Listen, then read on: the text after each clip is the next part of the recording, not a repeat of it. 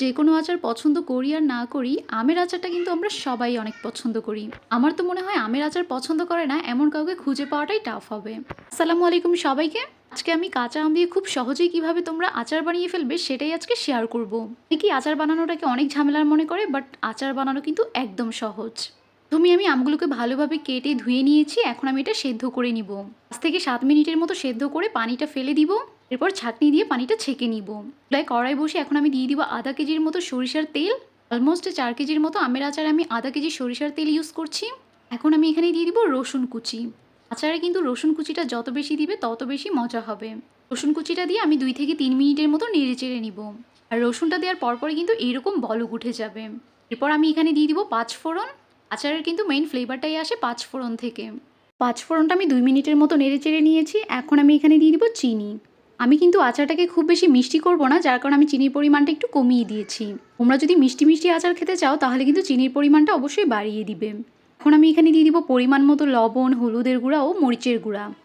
4 KG আমের জন্য আমি এখানে 2 চামচের মতো হলুদের গুঁড়া, 2 চামচের মতো মরিচের গুঁড়া দিয়েছি।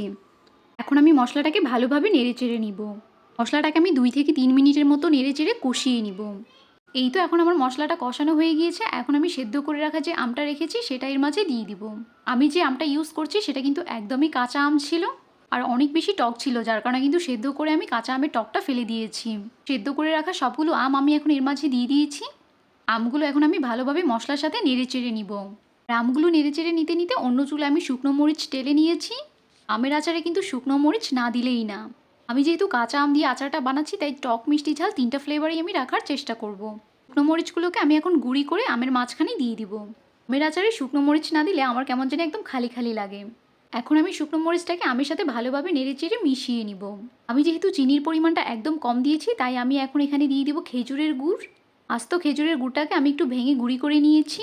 গুঁড়ি করে রাখা খেজুরের গুড়গুলো এখন আমি আমের মাঝখানে দিয়ে দিব। আচারে কিন্তু গুড় ইউজ করলে আচারের স্বাদটা অনেক বেশি ভালো আসে। এখন আমি আমটাকে গুড়ের সাথে ভালোভাবে নেড়ে চেড়ে নিব। নেড়ে চেড়ে নিতে নিতেই কিন্তু গুড়টা একদম গলে আসবে। গুড়ের সাথে আমটাকে আমি নেড়ে চেড়ে দিয়ে 2 মিনিটের জন্য ঢাকনা দিয়ে ঢেকে দিব। এরপর যখন গুড়টা একদম ভালোভাবে গলে আসবে, আমের সাথে মিশে যাবে, তখন আমি এখানে দিয়ে দিব কাঁচামরিচ কুচি। কাঁচামরিচ কুচিটা আমি একদম আমের আচারে বানানো শেষের দিকেই দিয়ে থাকি। কাঁচামরিচ কুচিটা এখন আমি নেড়ে চেড়ে আমের সাথে ভালোভাবে মিশিয়ে নিব। গরমের দিনে এইরকম টক ঝাল মিষ্টি আচার খেতে কিন্তু অনেক বেশি ভালো লাগে। বিশেষ করে খিচুড়ি বা পোলাওর সাথে তো আরও অনেক বেশি ভালো লাগে। যাই হোক, আমার আচারটা কিন্তু একদম হয়ে এসেছে। খুব সহজেই কিন্তু আমি আমের টক ঝাল মিষ্টি আচারটা বানিয়ে ফেলেছি। তোমাদের কাছে কেমন লেগেছে সেটা কিন্তু অবশ্যই কমেন্ট করে জানাবে। আমের মৌসুমে আচার না হলে যেন কিছুই হয় না, তো তোমরা ঝটপট বানিয়ে ফেলো।